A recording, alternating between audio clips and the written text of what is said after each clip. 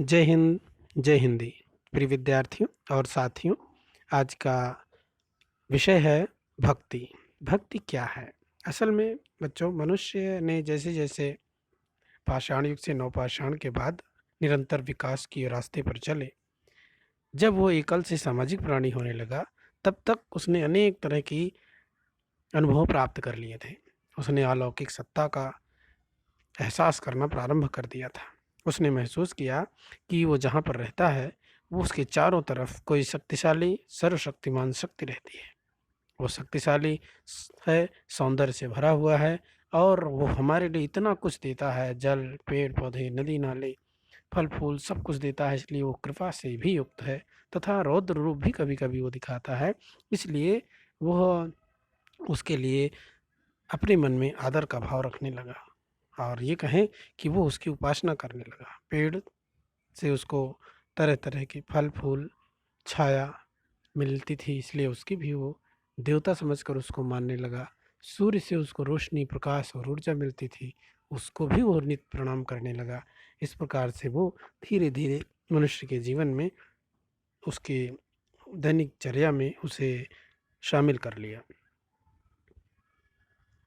और जब वो उसे नहीं करता, तो धीरे-धीरे उसे ऐसा लगने लगा कि उसने जिस दिन उसका कोई काम बिगड़ जाता, तो उसे लगता कि शायद हमने आराधना नहीं की, पूजा नहीं की और उसे वो दिन अधूरा और अशांत महसूस होने लगता। इस तरह से उपासना की पद्धति प्रारंभ हो गई। सर्वशक्तिमान के सामने अपने आप को समर्पण का भाव बहुत पुराने ज़माने से ही चला आ रहा है और यही समर्पण भाव भक्ति कहलाई और वो धीरे-धीरे हमारी सभ्यता और संस्कृति का अंग बन गई। भक्ति का मतलब होता है सेवा करना और जब हम किसी श्रद्धेय श्रद्धापूर्वक श्रद्धेय व्यक्ति के लिए, यानी जो हमारे लिए कुछ करता है, हमारे लिए तमाम तरह की कृपा न्यौछावर करता है, तब हम उसके प्रति आसक्ति का जो भाव रखते हैं, वही भक्ति कहलाती है। तो बच्चों, भक्ति एक भावना होती है जो हमारे हृदय में होती है। इसका मूलाधार वास्तव में ईश्वर की पूजा होती है। जो सर्वशक्तिमान होता है उसे हमने ईश्वर कहना प्रारंभ किया, भगवान अल्लाह कहना प्रारंभ किया। इसके लिए हमने ईश्वर के प्रति अनुराग या प्रेम, उपासना, पूजा, अनेक नामों से हम इसे प्रयोग करने लगे, यानी हम करने लगे। तो स्नेहपूर्वक जब ध्यान हम करते हैं, तो वही वास्तव में भक्ति कहलाती है। या इस तरह से भी कह सकते हैं कि ईश्वर के प्रति परम अनुरक्ति का भाव ही भक्ति है। तो बच्चों, भक्ति तो स्नेहपूर्वक ध्यान है, श्रद्धा है, अनुराग है, स्नेह है, पूजा है, उपासना है। लेकिन भक्ति को ये समझना भी ज़रूरी है कि भक्ति साधन भी है और साध्य दोनों है। प्रभु से, यानी जो अपार सत्ता है, सर्वशक्तिमान सत्ता है जो हमारे चारों तरफ है, वो हमेशा हमारे लिए तैयार रहती है और हमारे हर क्रियाकलापों को सदैव देखती रहती है और उसका दंड भी देती है और उसका पुरस्कार भी देती है। तो प्रभु से मिलने के लिए हमारे अंदर एक बेचैनी सी हुई, वो कैसा है, कैसा दिखता है, कैसा होता है उस तो उसको पाने के लिए हमारे अंदर यानी मनुष्य में जो रास्ते निकाले गए, तो चार मार्ग बताए गए, ज्ञान का, दूसरा कर्म का, तीसरा भक्ति का और एक वैराग्य का मार्ग। तो भक्त ईश्वर से मिलने के लिए कोई भी रास्ता अपना सकता है, क्योंकि कहते हैं कि भक्त कहीं जाते नहीं, जाते हैं भगवान। कहते हैं कि आपके कर्म और आपके स्नेह जैसा होगा, जैसे कर्म होंगे उसी के अनुसार वो परम सत्ता हम पर कृपा करती है और हमें दर्शन देती है। तो उसके लिए कहा भी गया है कि जितनी तप में निष्ठा होगी, उतना लक्ष्य निकट होगा। जहाँ आस्था लांघी सीमा, ईश्वर वहीं प्रकट होगा। ये प्रेरक वाक्य वास्तव में उसके लिए समाचीन ही है। भक्ति का कार्य वास्तव में इतना सरल नहीं है कि हम अनायास उसे करने चलें और कर लें। बहुत संकट भी है, बहुत कष्ट और पीड़ा के साथ उसे करने में कठिनाई आती है। भक्ति के 9 साधन बताए जाते हैं।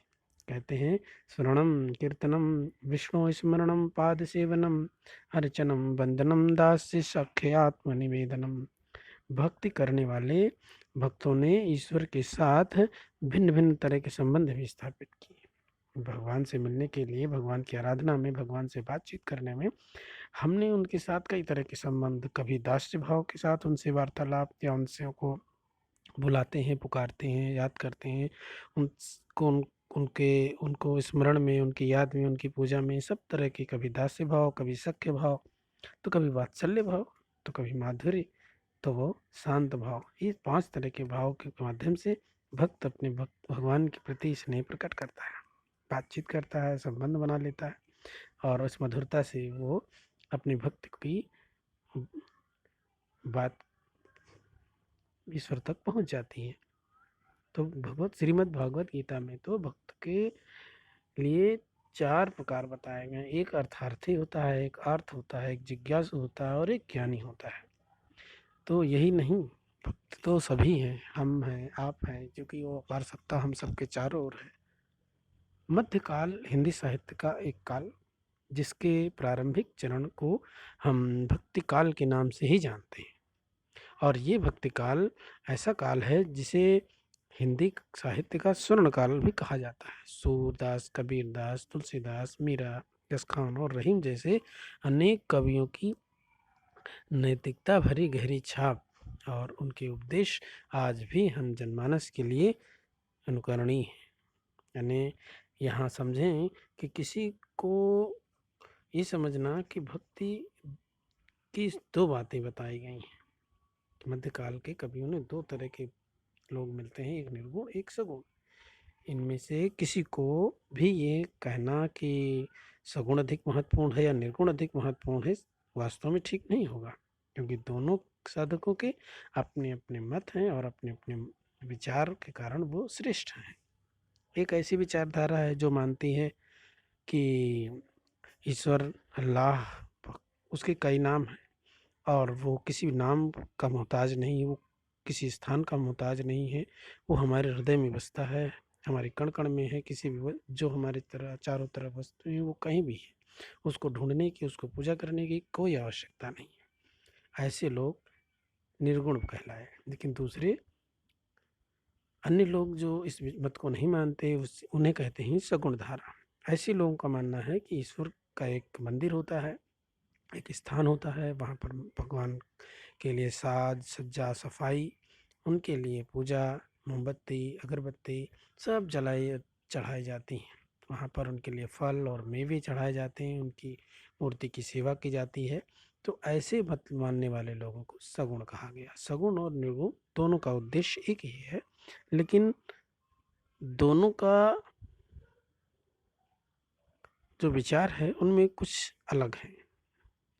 तो उन दोनों में जो अंतर है, यानी सगुण और निर्गुण में जो फ़र्क है, उसको हम अगले वीडियो में आप तक भेजेंगे। इसे सुनें और समझें। धन्यवाद।